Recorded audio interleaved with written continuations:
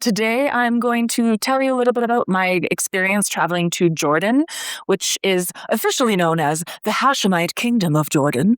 So it is a kingdom. It is very it likes it likes its king, but he's a good king, so that's a good reason for that. Um, I actually happened to be there at the end of the end of May of 2023.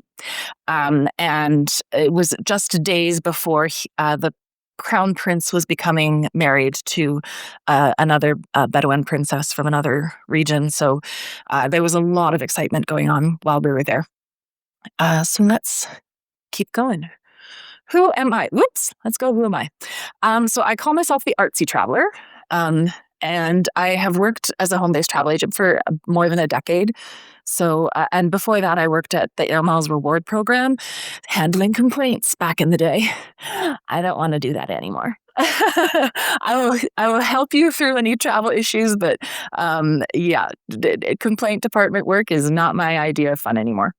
I have traveled to more than 20 countries in what I will consider a relatively short lifetime. And I've lived in Paris for a few months back when I was about 15 years ago. But I grew up here and, look at that typo. Sorry. I do have a degree in musical theater from Sharon College in Ontario. And by day, I run the Arts Council here in Red Deer and the Scott Block Theatre. I perform in musicals and plays, and I also love traveling. So I'm a cat mom to 5 boy cats, of which 3 are orange, and they each have their own brain cell. I'm sorry. It is the way. I have reduced the propensity for cat photos by about 90%. So I can always show you more. They're on my phone. So getting there was a bit fun. Much like your experience, my flight from Calgary to Vancouver was late. So I missed my flight from Vancouver to Frankfurt. And I was supposed to have 10 hours on the ground in Frankfurt to explore and get out of the airport and actually see some of the city. And I'd done a whole bunch of planning around that. And none of that happened. So I even bought euros for it, and none of that was used. So the stress of not getting there on time and not knowing what was going to happen when, because how many people have flights to Jordan on the daily? Not many. But thankfully, Turkish Airlines does have a flight to Istanbul. And so I was re-protected by the airline on that because it was their fault. So that was very good. But my flight was suddenly 8 hours. And have you ever heard of stress sweat? I was slightly uncomfortable for those 8 hours, 11 hours. But once you get to the Istanbul airport, it's amazing. It is fancy. This is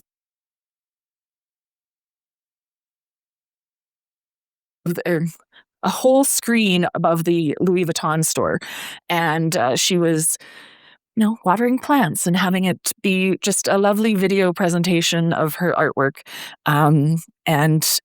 There was a pay-per-use shower session in there, and it was the best money I've ever spent in an airport.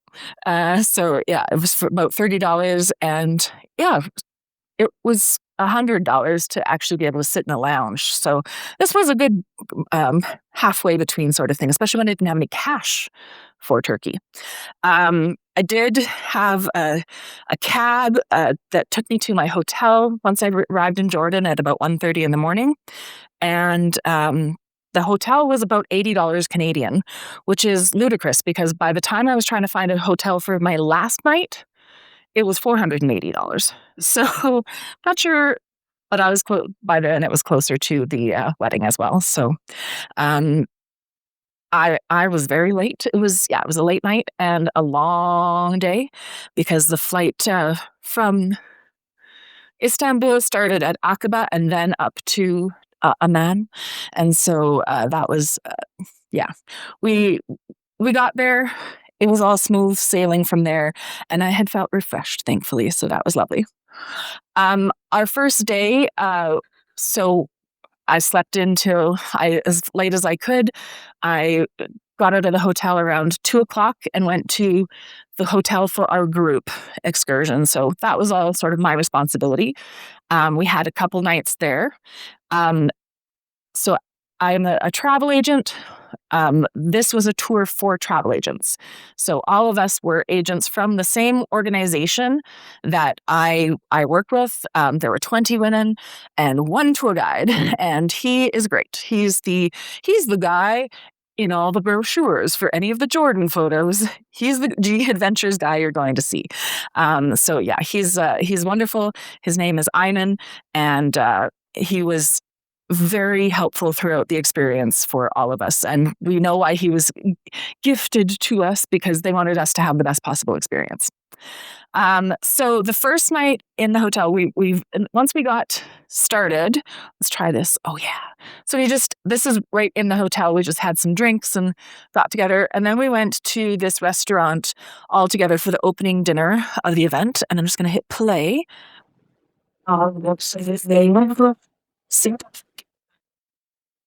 Cutting off the tops of the clay pots, and they're sorry. Oh, Bob. On country, but okay. So it was, it's called fukarat. And I promise I'm not swearing. That's the name of the meal. And this one here is another one. And I've got a little bit more about the food later on in the presentation, because it was very intriguing. It was not like any of the Middle Eastern food that we tend to think of here. There was some of that, but there was also a lot more that was specific to the okay. Oh, I just needed to do that. Oh, good to know. Okay, let's go to the next page now. Oh, okay. Or yeah. Sorry. Thank you. So in 1970 and 1917, Transjordan was occupied by the British, and it became the Hashemite Kingdom of Jordan after taking on the West Bank. The Hashemi tribe is a Bedouin tribe, and the entirety of the royal experience, the royal family and culture, is based on Bedouin tradition. So Ayman, his last name is Khattab, Khattab, and he is of the Khattabi Bedouin tribe. And so we got to hear a bit from him about what culturally is different about the Bedouin lifestyle. But he was, his name was enough to get us through checkpoints. Just saying the name Khattab was all he needed. So that was kind of neat. On our first day in active traveling touring, we visited the Roman city of Jerash, or Jerash sometimes. But it's just a little bit northwest of Amman, and that is how you pronounce the name, not Amman, not Amman, Amman. It's very complicated to unlearn how to pronounce something, but you learn. When you get to the site, you're at this front entryway, and immediately to your left is a street with modern tenement buildings in it. So it's really right in the middle of the city. And only about a third of the whole city has been uncovered, because they'd have to tear down the modern build to uncover more of it.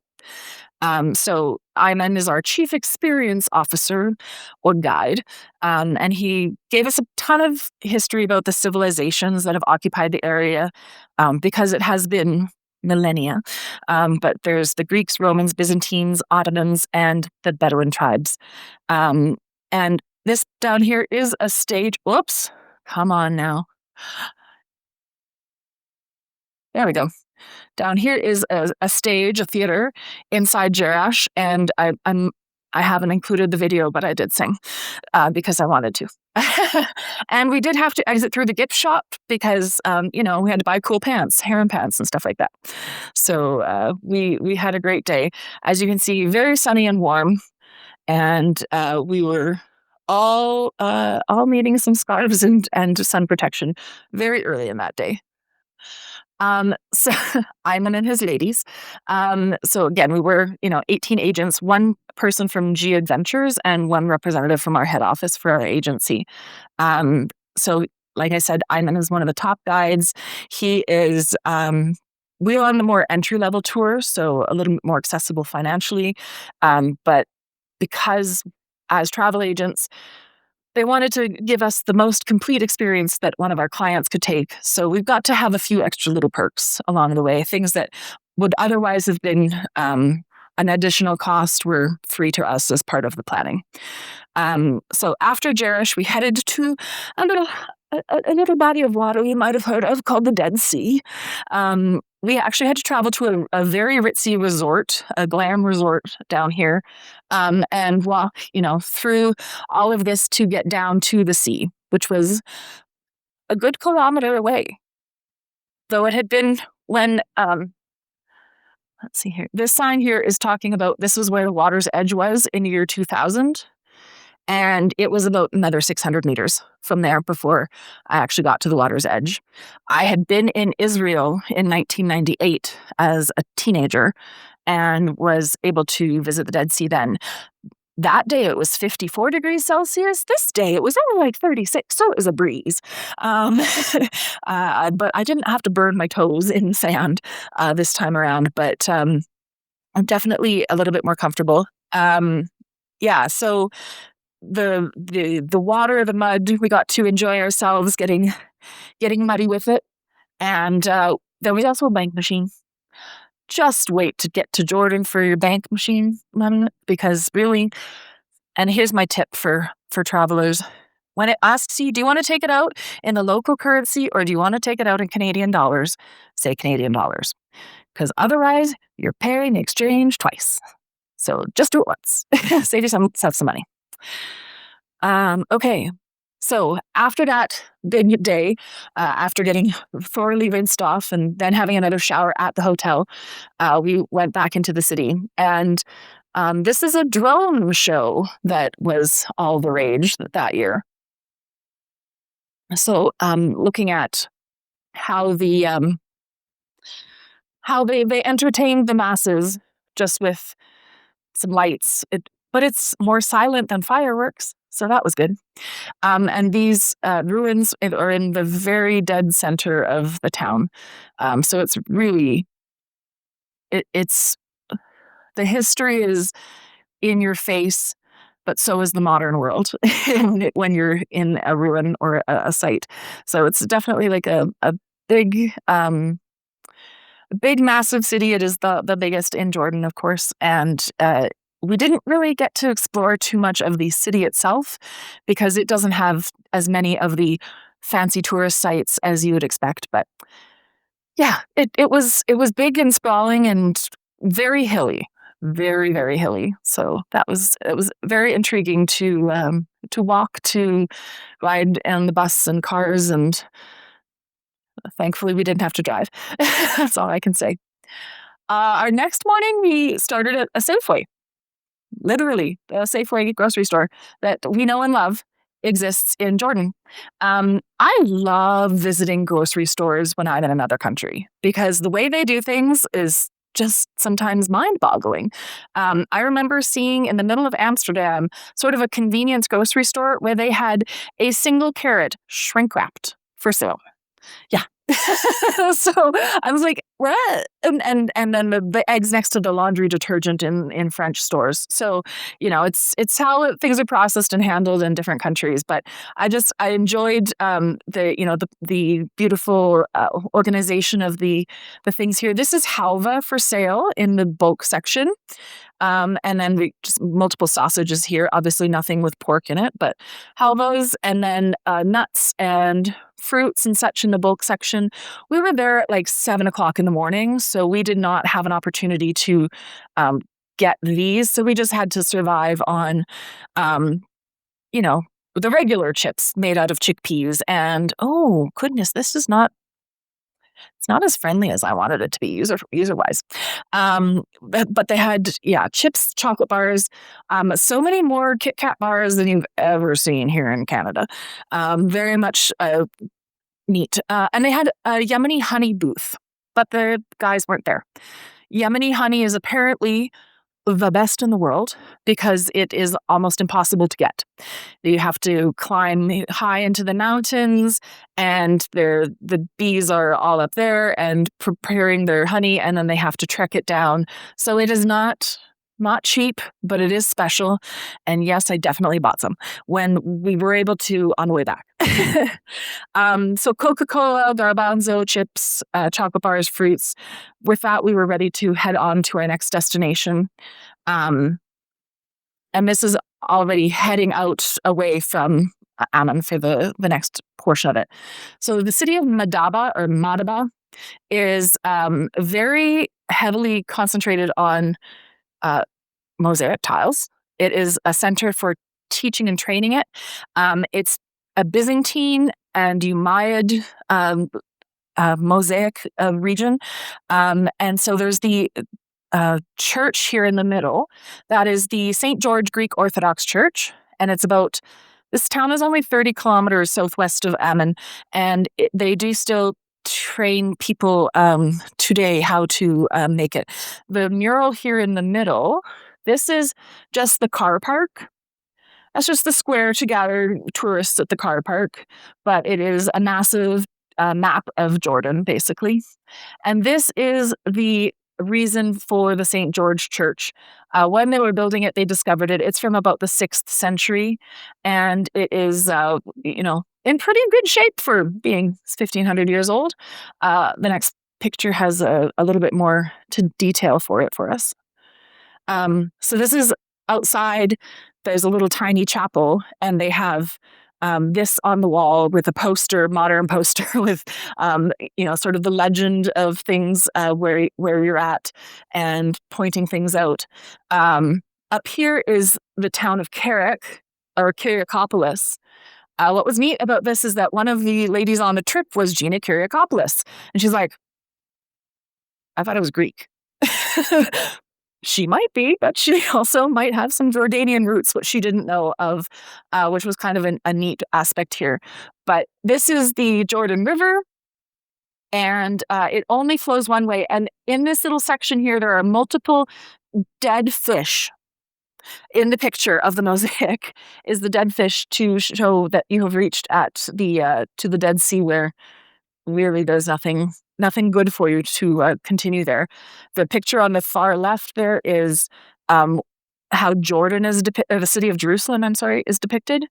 And obviously this is just one of the many icons inside the church that was there to give people a sense of what is interesting about the whole experience. Because obviously, we know there's this book called the Bible that has all of these stories about all of these places, but it's really intriguing to sort of see how much it was the known world at that time, and how much it has been used as such. There's also, I think, Lake Tiberias or the Sea of Galilee is also on there somewhere. No, sorry, forget that. Okay, so the next stop that we did, this was the big travel day to get us halfway down to the bottom of the country. Mount Nebo is where Moses saw the promised land, but he never got to it. So this is where he passed, and usually you can see to Jerusalem. Not that day.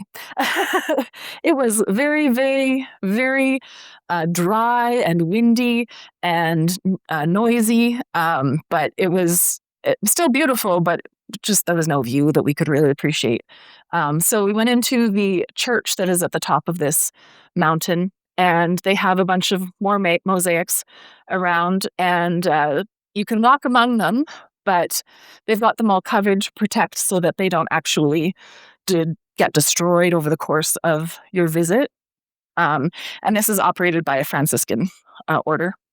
And back in the year 2000, Pope John Paul II attended, and so he had this one. This was constructed in commemoration of his visit, and it says "Unus Deus Pater omnium super omnes. And those were the words from his visit.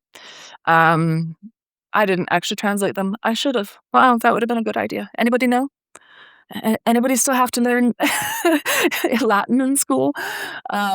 Anyhow, so we went to Carrick Castle. Sometimes it's Kerak, sometimes it's Karak. But it is a medieval castle and one of the largest in the Levant region. Construction on it began in the 1140s under Pagan and Folk, the king of Jerusalem. Because it is positioned east of the Dead Sea, Carrick Castle was able to control the Bedouin herders and trade routes from Damascus to Egypt and Mecca. In 1183, Saladin besieged the castle, and then again he tried it in 1184. He filled the ditches that prevented the siege engines from getting in range of the castle wall, and both times he left before a second set of troops arrived to help shore up his efforts.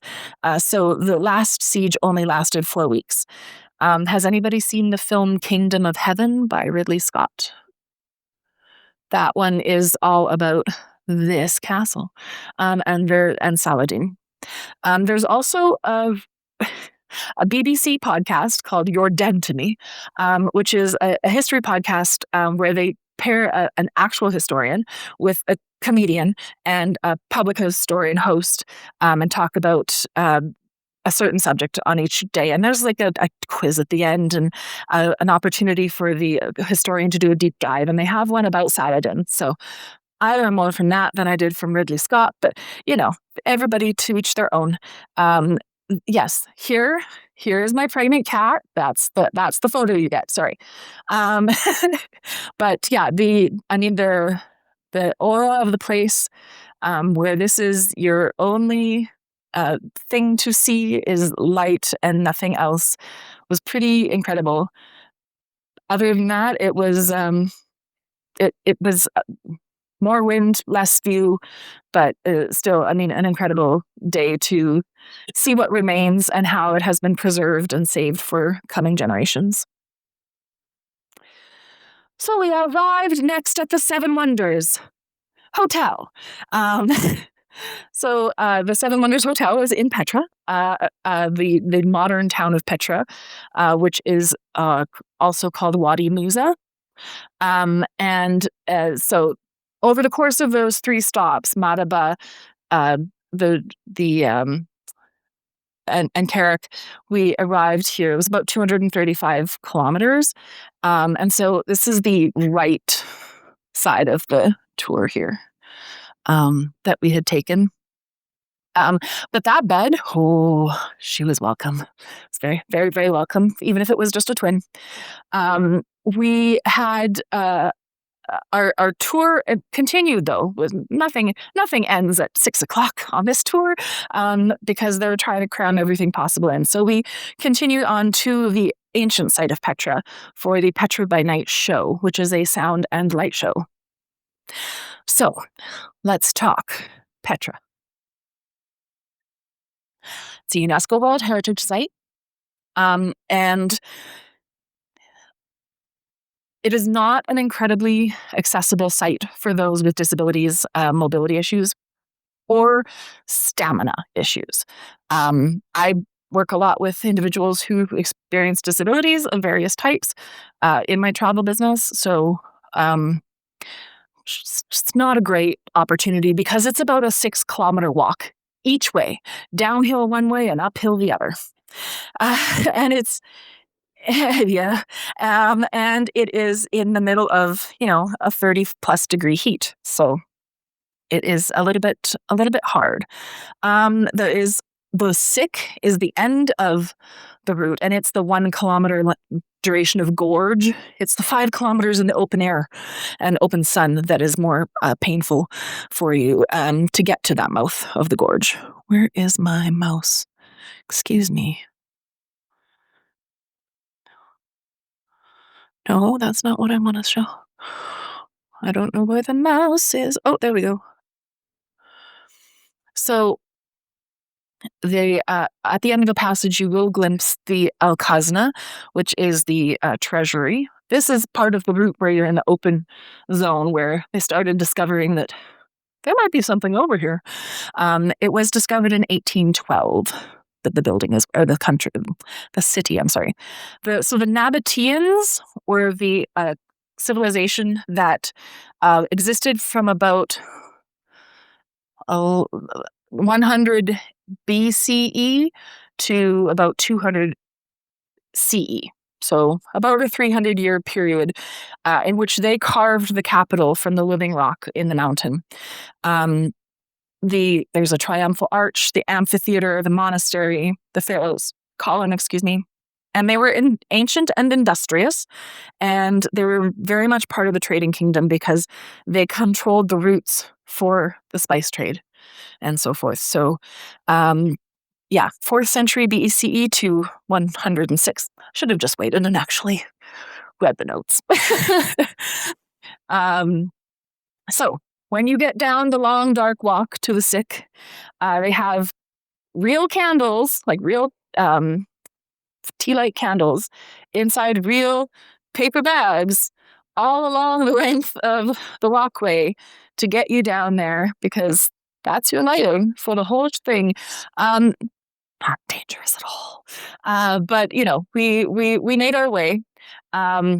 This is the same picture that you just saw in the nighttime, but also some of like the moonscape feelings of the lunar landscape, which was just really unique. And there were a couple of spots that looked a little bit like the hoodoos down in in southern Alberta, but also very different. And when we get to Wadi Rum, it's even more. So it's a really intriguing place. But yeah, so we've got, the guiding. Now, this is the end of the sick. This is the famous spot where, oh, come on, wrong button. No! There we go. So this is the treasury. Who has watched Raiders of the Lost Ark? Okay, good. Okay, few people. So this is that famous spot that Indiana Jones runs out of, and escaping the big ball of doom that's ready to lambaste him. We did not see that. We saw other things, but this is how you're arriving. So this is the first moment that you have any sense that you're going somewhere, other than the lights that they have put there, because truly it is just carved in the rock. There's not really been much construction along the length of the walkway, the sick. So when you get there, this is what you see. So the Petra by Night treasury, not treasurer, sorry. I work for a board. So it's a sound and light show that features traditional music, poetry, and the lighting and the candles and the experience. We got something different. During the pandemic, Bedouin peoples had moved back into this UNESCO World Heritage Site, which was not supposed to be inhabited by anybody. And they've been living among the ruins again. And because tourism is coming back, they were supposed to leave the place, and they didn't really want to.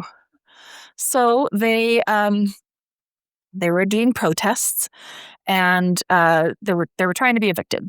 So we got to see bonus activity. We got to see a naked man dancing wildly on the steps of the treasury, several men storming in on horseback into the crowd. A woman near me was nearly trampled and nearly lit aflame because she was trampled into one of those candle lanterns. Once we were advised that this was not part of the show, we were told to get out. So we got about 25 minutes on the ground there instead of the 90-minute show that we were supposed to experience, which was unfortunate, but definitely a good story to tell you. So it was unique for sure, but the ambiance and the experience and the lighting, I mean, I only gave you sort of two light colors with the red, yellow, and purple, but there was green and blue and everything else under the sun. So we got the special show, and then we had to walk back. uphill. And so that was it was about 11:30 by the time we were done. And seeing as we left it before 7 a.m., it was mid for a long day.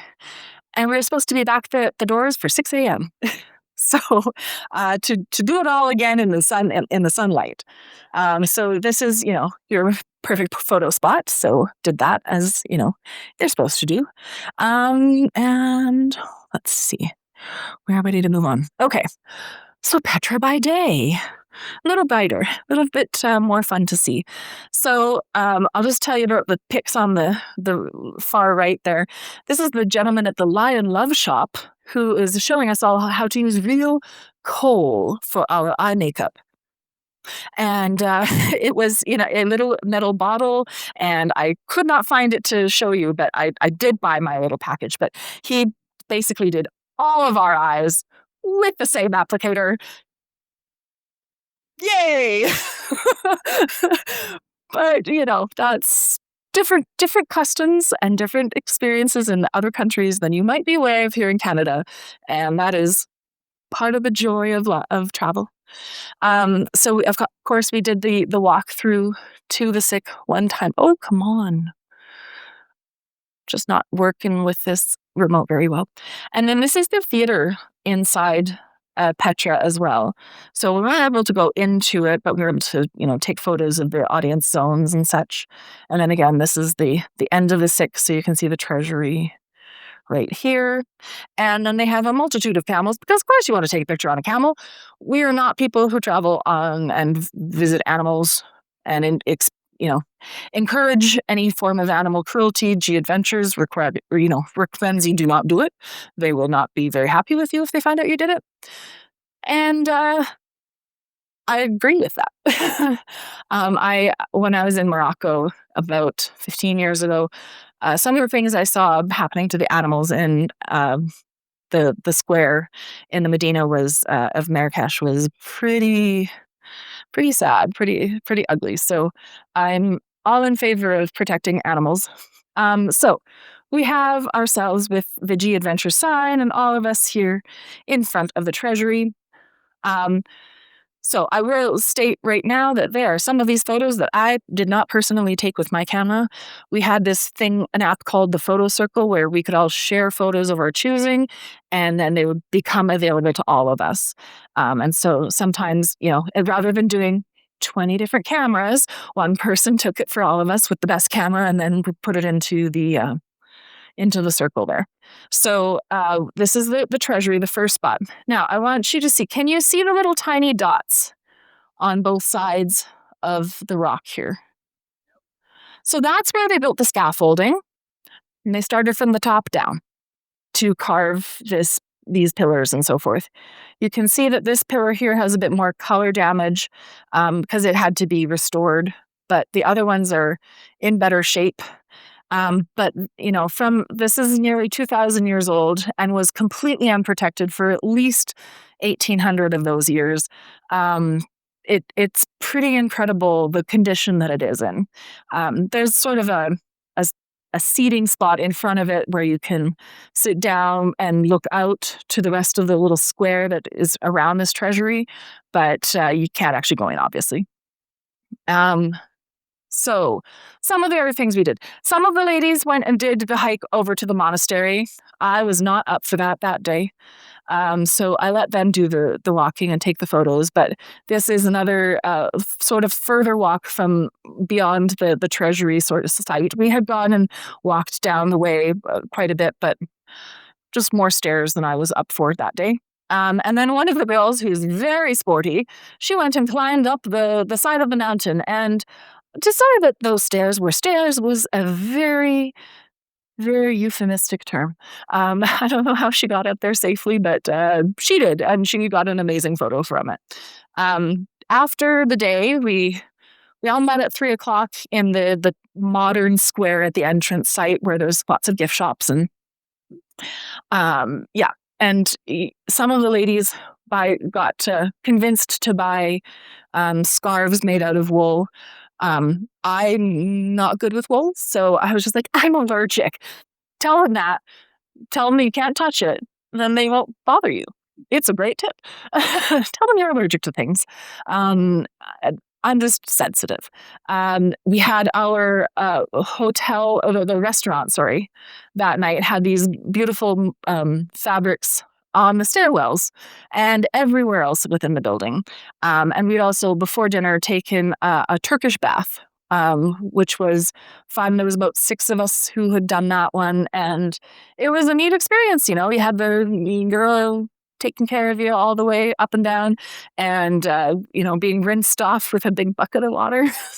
Hot sometimes, cold other times, but it was an experience. I did a hammam when I was in Morocco as well, and that was also an incredible learning moment. So that night I actually had to be um, I was falling asleep at the table. It was a big day, big few days, and so our tour guide, he actually called a cab for me and made sure that I got back to the hotel with my leftovers so that I could eat them when I woke up, and just I was able to communicate with WhatsApp chat that everybody was in on, so that let everybody know that I made it safe. He knew that I made it safe, not that he had any fear that I was going to arrive safe. It was a tool for us to stay in touch, but it was also sort of a measure of protection that people appreciated. And again, I actually never felt scared once while I was there. Um, so let's go. Okay, so I'm going to give you another video tour here on the far right. This is the view from the highway. Isn't it beautiful? No idea that there's a Petra back there, but there is. It's all dug into the hills. And so, yeah, it's a pretty cool experience, but I'm going to see if this works this way.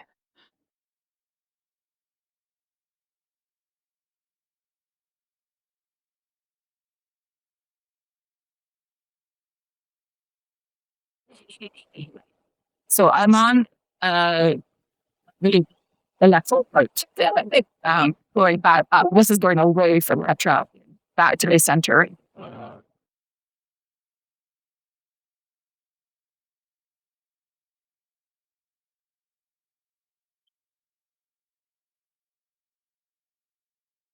It is turbulent, but it was just a neat experience. But I will say, might not have been my healthiest that day. So, yeah, I took a few shortcuts. So it just means I have to go back to Petra and go do the other things again. Just another reason to go back. So next stop was the next morning. We headed to Wadi Rum, and Wadi Rum is a desert, and it belongs to the royal family of Jordan. It's about 60 kilometers east of Aqaba, which is the southernmost city, which is where the Red Sea meets. The 17-kilometer long section of the country that actually is not landlocked. But the Wadi Rum is a river valley, so there is water underneath the sand. And there are petroglyphs, rock inscriptions, and ruins around the area. It is a UNESCO World Heritage Site as well, and protected. And so the royal family will rent this out to have movies made in this landscape. Our guide showed us, side by side, a picture from one of the Star Wars movies, and standing next to the exact same shaped mountain right behind us. So it was used for The Martian. It was used in a bunch of other experiences, and a bunch of other films as well. This was part of the really the Bedouin experience. So we, first of all, had to get our sacred watermelon. Watermelon is prized, and it grows very well in that region, and it is very, very delicious. I don't know that we know what the meaning of watermelon's flavor is in Canada, because, wow, it needed its own seatbelt and seat on the bus. So we climbed into these beautiful, safe vehicles for transporting around the desert in 4x4s. 6 or 8 of us to a truck, with drivers who would not talk to us. They would talk to Einan, but not to us. But they took care of us, made sure we had water and so forth. And just walked around again the lunar landscape. So in this picture here, there is a land bridge here. And when you do the National Geographic version of this tour, you get to walk underneath it, maybe even on top of it. But that's not us. We were doing the lo-fi version. So obviously we'd all bought these little scarves in Maraba because they were handy and they have kept the sand out of our faces for much of the trip. But you can see that, we sort of needed a little bit of coverage for the nose and the eyes and all of this. While we were sitting in the desert here, Ayman sat us down, or he sat down really, and he told us about living in the Bedouin culture and about what happened when his father passed away.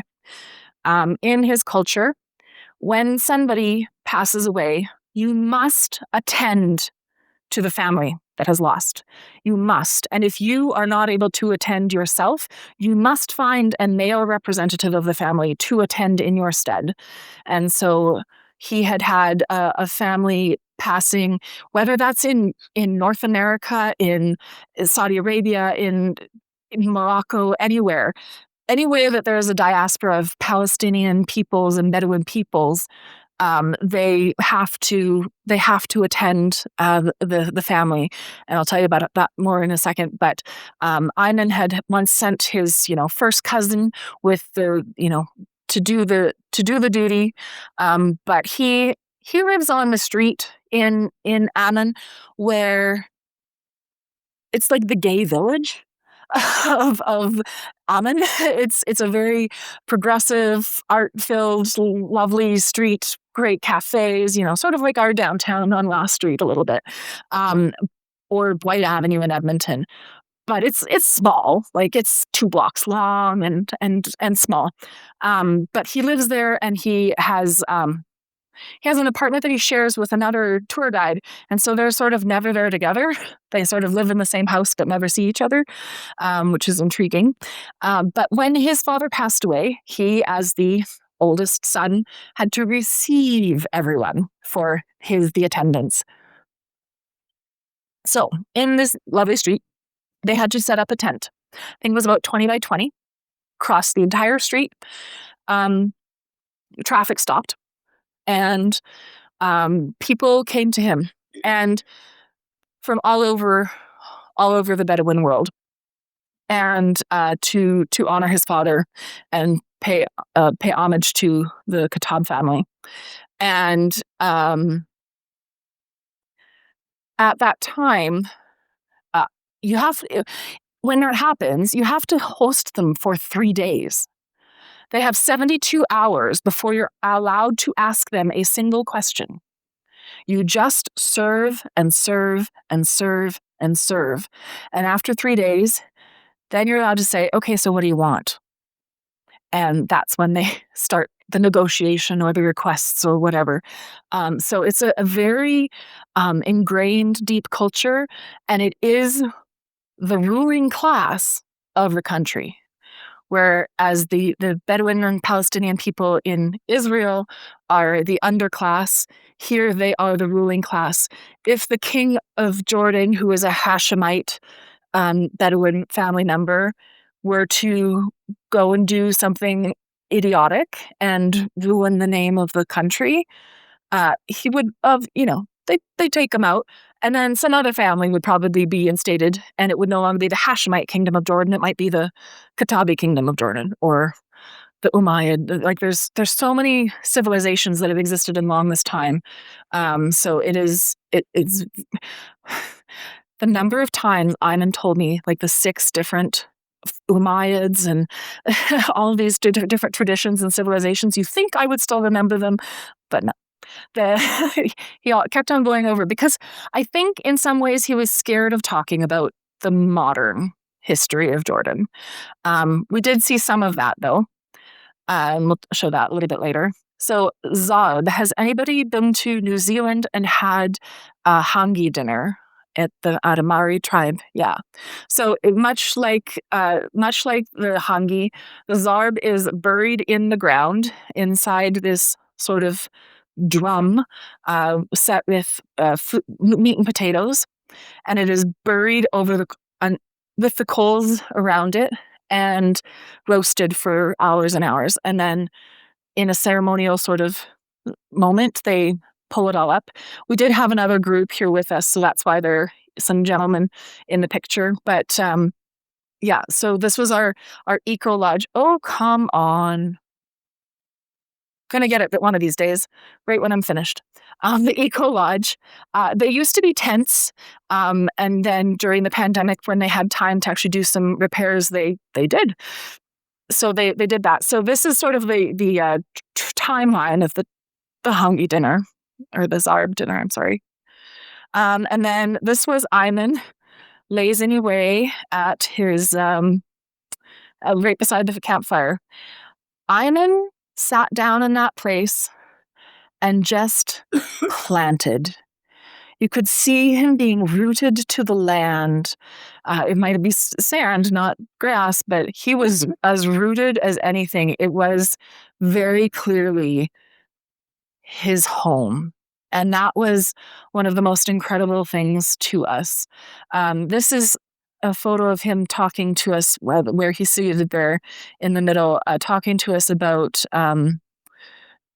his father's passing and more on Bedouin cultural life and so forth.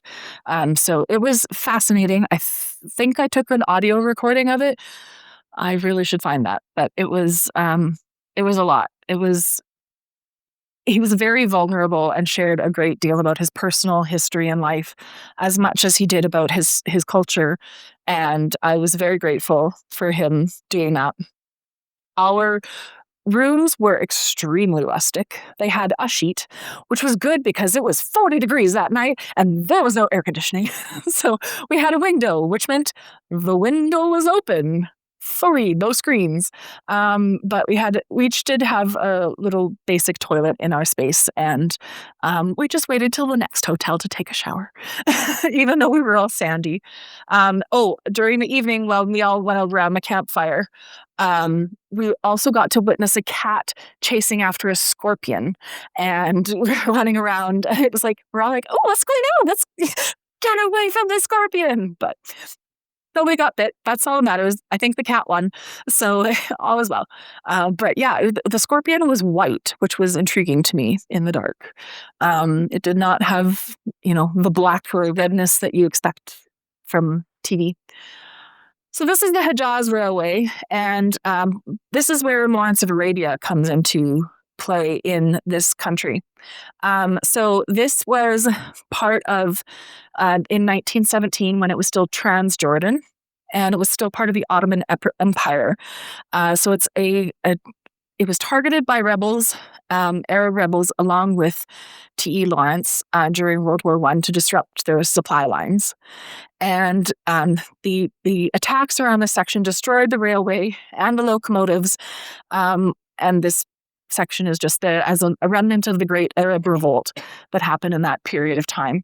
So 1917 is when it became the Hashemite Kingdom of Transjordan, and in 1946 it became the Hashemite Kingdom of Jordan when they absorbed the West Bank at that time, which is the west bank of the Jordan River. We did not have the opportunity to go to the Jordan River, which is sort of sad, but I've been there. But yeah, it was not part of like the offerings or the add-on. It is an add-on you can buy and pay for, but we didn't do that. So we got our photos up on the train, but it's just, sitting there in the middle of the dust, just there. And so you can climb up on it and take some photos and, be a little part of Lawrence of Arabia. On our way from there, we went to Aqaba and the Red Sea. And I have to say, this might have been my favorite part of the journey. The snorkeling was incredible. I don't have the capacity to take photos underwater, but I wish I had. The corals, the fish, they were the bluest waters you can imagine. And the two sites that we went to snorkel, one of them is literally the King of Jordan's, King Abdullah's favorite site of all. So it's like his personal snorkeling zone. And it was just a fascinating swim.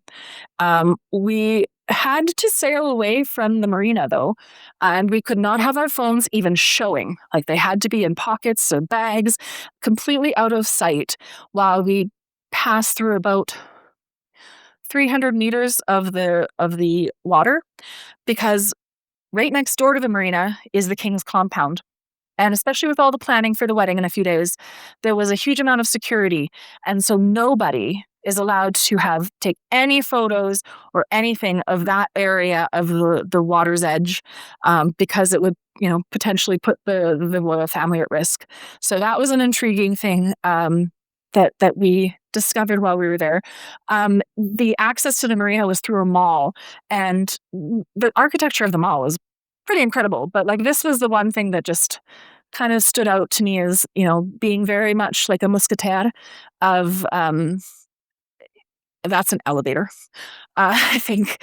But it's just the tiny little filtered lights that allow for shade to come across during the day was very intriguing.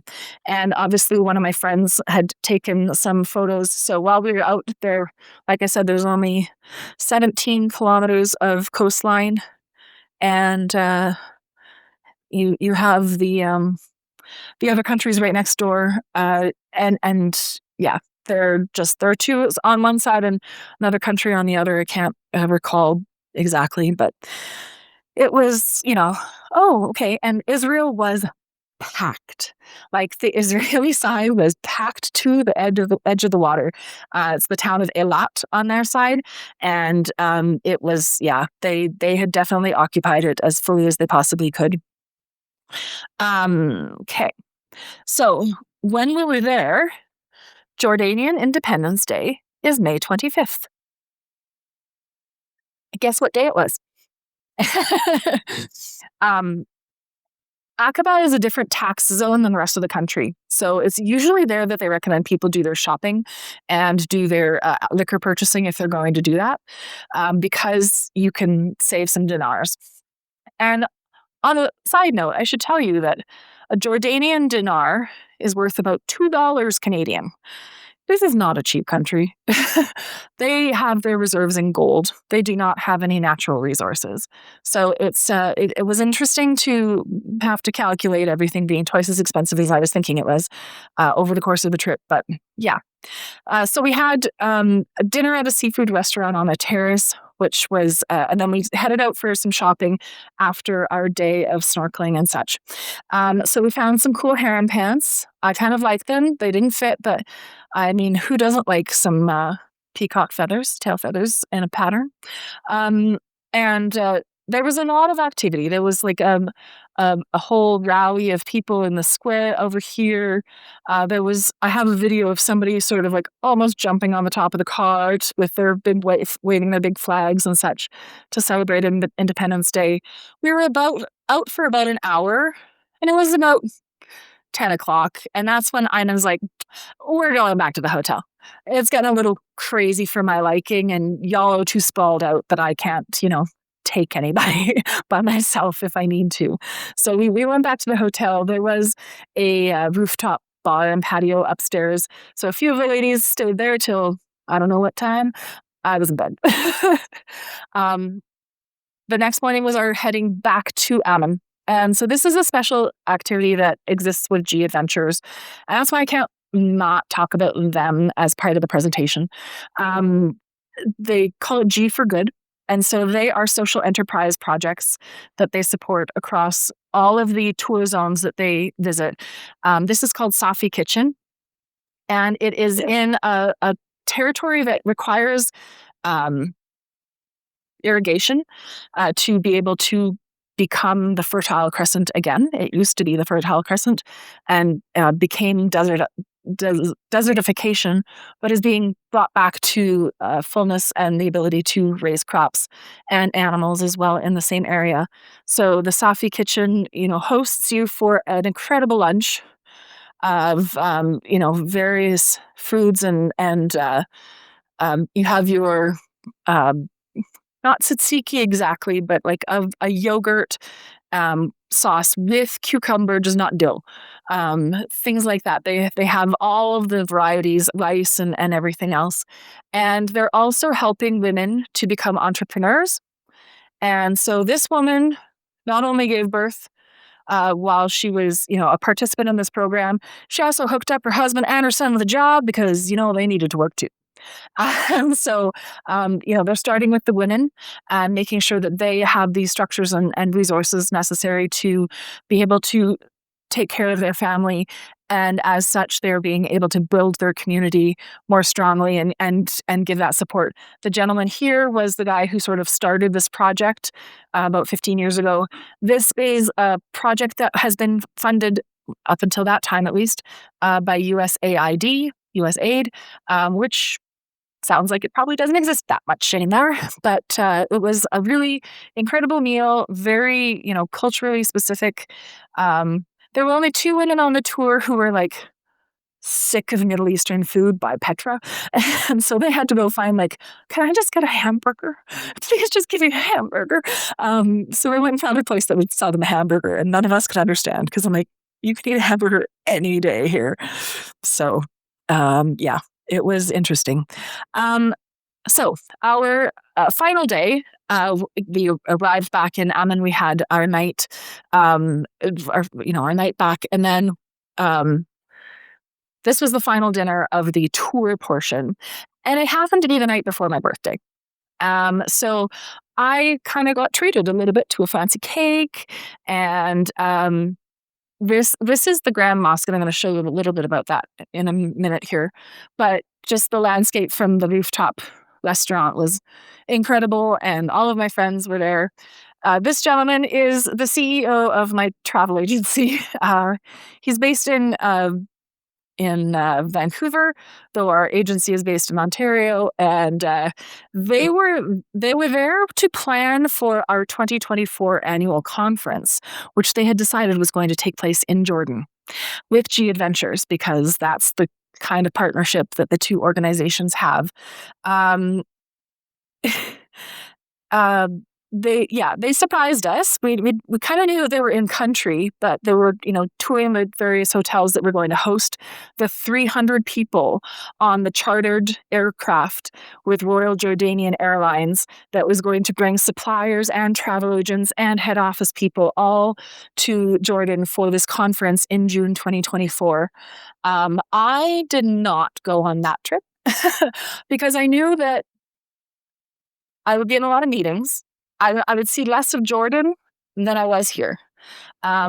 So it was also a week after we got home that they announced that it was going to be in Jordan. We kind of knew, obviously, already, but I was like, I can't do it twice. I can't do it twice in 2 years.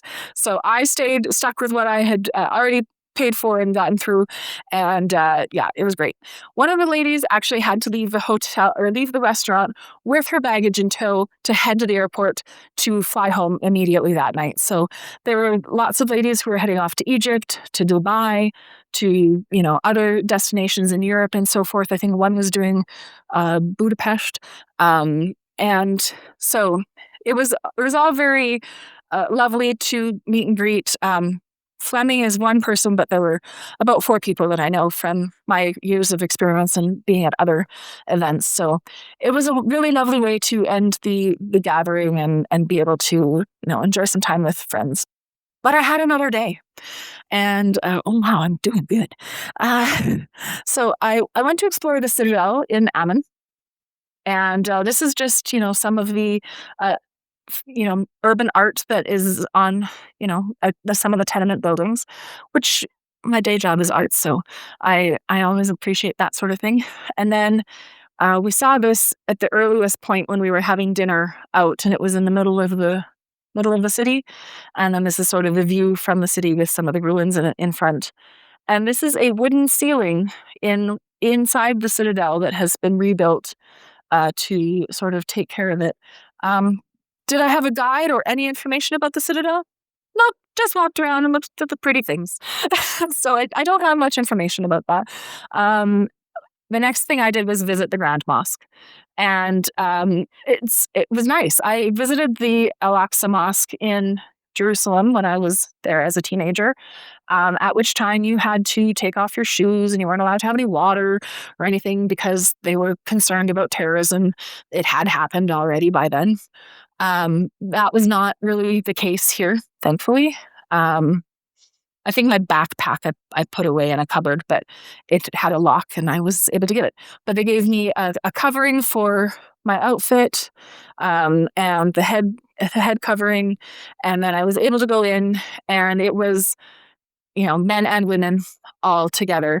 And there are some men here in the picture who are praying, I believe. But I love the ceiling. I kind of am an architecture buff. I really like Arabic, organic and geometric art. Yeah, so they did have prayers at one point while I was in the room, and so that was really neat. And yeah, so that was my sort of ending of the tourism part of the trip. The next, I had to leave at 3 a.m, I think, for my flight to Frankfurt, which I was really going to get to Frankfurt, but I only had 2 hours this time, so I didn't get to experience Frankfurt still. But this is the Queen Alia International Airport, and it's open late at night. Why is it open late at night? Can anybody guess? All the flights go because it's too hot for the planes to take off during the day. Exactly. Yeah. So everything comes in and out at that time of night. It's pretty. There's good reason for it, and they're protecting their employees too, which is great. So this is the G Adventures sort of symbol. It's called the loop tail, which Ayman had done in the sand when we were down in Watergate. I just wanted to include it. But who did I find at the airport? But the CEO of the company and the National Director for Sales for Canada for G Adventures. And they have lounge passes. So I got some perks on my way home, which was really nice. So yeah, I made it home. I was able in Frankfurt to have breakfast with Fleming at the airport there as well before heading on my way home on the flights. So talking about a few of the things. So Jordanian food I mentioned. I mean, there's definitely oh wow, sorry I messed that up. Hummus and other things that we're very familiar with in terms of food, but mansaf is sort of the national dish, and it has like dried yogurt poured over the meat and rice. There's the zarb barbecue that I was showing earlier, and makluba. So when we had the makluba in Petra for dinner, it was a big pot, like a big stock pot, probably about that high, and it was full to the top with food, and it wasn't stew, it was solid food. And so then they put the platter on top of it, turned it over, and lifted the pot off, and the food just sort of dumps out in the communal plate, which allows everybody to, eat communally. But it's got cauliflower, eggplant, meat, and it's quite the thing to see, but it is also one of the most favorite meals that they have there. The tomato stew is the mukhadara, that is listed here as a simple hearty casserole. And this is what I had on like the first night. It was beef and tomatoes in there. And then, oh no, sorry, that's the kaliyat. What? I apologize. Bad editing. With garlic and chili. And then the kofta kebabs, we probably know those ones. But the kanafe is this piece over here. And it was something that I had when I was out and about in the city, to try and eat different Jordanian food than I could get, like street food kind of thing. So this is made with cheese, like mozzarella style cheese, semolina flour, drenched with rose-scented syrup and topped with ground pistachios. And it becomes like, it's not like a brittle exactly because it's not brittle, but it kind of looks like it. And they just sort of cut off a slice and it's about that thick and it's rich and it's delicious and it's about $5. And it was a super delicious experience. And as I mentioned earlier, I did the honey guys, when we were coming back into town, we stopped at the Safeway again because now people were going to need flight snacks home. And so we went there, and when we were there, the Yemeni honey gentlemen were there, and we bought some. So things I learned about water while I was over there. Even if water is perfectly safe here in Canada or in Jordan, it doesn't mean your body can tolerate the microbes that exist locally. Drink the bottled water. And that's all I'll say about my health experience in Jordan. As I mentioned earlier, it doesn't have any natural resources. Their aquifers in the desert may have just 10 years of water remaining to serve the country. There's a pipeline that they have been begging the Israelis to help them build to go from the Mediterranean across, because it's about 150 kilometers of distance rather than 500, 600 kilometers to get water from the Red Sea up. We're still going to have to desalinate it, but it would be easier to get from the Med to Ammon than to have to, go all the way up the length of the country. So, it's really, it's a stressful situation for sure, and it only got worse. But at that moment in time, there was definitely a lot being left unsaid about the relationship. But at the same time, Jordan has always been the buffer country for Israel in the region, and they have always basically protected them as being the closest thing to friendly to the Jewish people who are running the country of Israel, not the faith, just the politicians. And as I said, there's only like 27 kilometers of coastline way at the bottom of the country. So it's a very long route to bring the water in. Each home has a cistern at the top on the roofs. And even on the apartment buildings, there's dozens of cisterns. And one is assigned to each household. And on Sunday evening, the water is turned on by the government. And you get your 250 liters of water for the week. And that's it. If you run out, you can go buy some extra water at a huge price. But the 250 liters is what you get. And I don't even know how that's possible to get everybody filled like all at the same time. It's sort of, I don't know how the mechanics and engineering of that work, but it's how it works, and it's incredible. And we were told to bring our water bottles with us so that we could refill them along the way. And the first thing that he's like, oh, you don't need that because we're going to have to drink the bottled water. And again, the water is safe. It is perfectly treated because it has to be, because it's salt water. They have huge desalination plants right on the Dead Sea, as much as they have on the River Jordan and everywhere else. But it's definitely fine. But what exists in their natural ecosystem is different from what experiences in our natural ecosystem. So we drank bottled water and created a lot of plastic bottles. I think this is actually the bottle that went with me on the trip.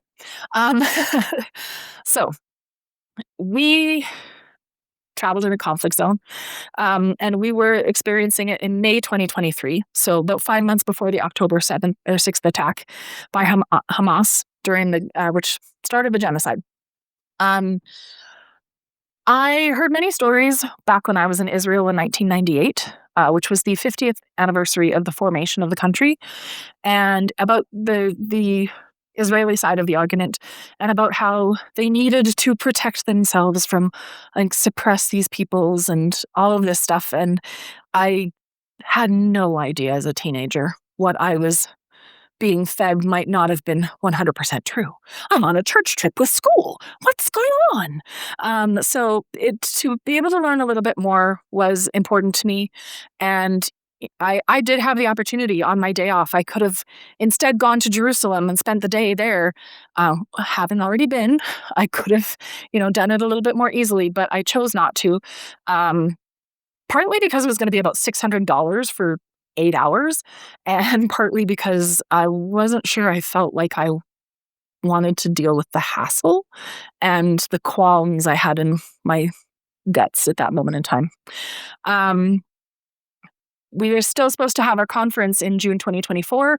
And for months and months and months, the travel agency was like, do we still go? Do we not go? What do we do?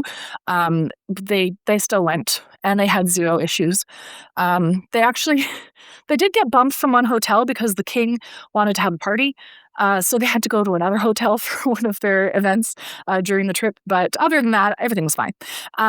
It was a once in a lifetime experience. And except for the ladies who came with me on this trip and then went to that. But Jordan has suffered incredibly deeply from a lack of tourism since the country became part of this new situation. And the influx of Bedouin peoples who are Palestinian peoples who are all over the world. And so all of that has been devastating. But like I say, I never once felt afraid, and we were protected and very well cared for throughout our time with G Adventures and Iman. I am not going to read through this, but this was organized by AI, but it does give you a little bit of detail about the life and times of the country of Jordan. And then I'm going to show you some of the things that I brought back.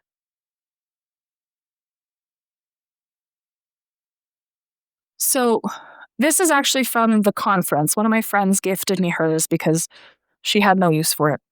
But they had a party by the Dead Sea, and it was a Bedouin party. And so every woman had one of these in her hotel room, and every man had a white full-length robe, and he had one of these to cover up his head and, look a little bit like Yasser Arafat. Red is for Jordan. Black is for Palestine. There is a difference. And so, yes, everybody was wearing the red ones.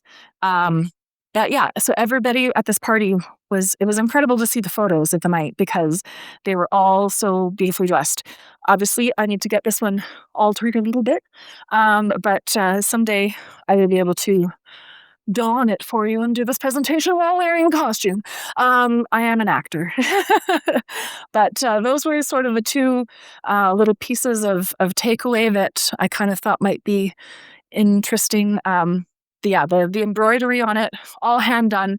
It was all provided by G Adventures. So again, providing women with jobs that provided financial security to their homes.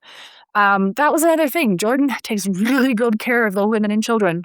They know that they are the future, and that if the kids have something to do after school, they won't be getting into trouble.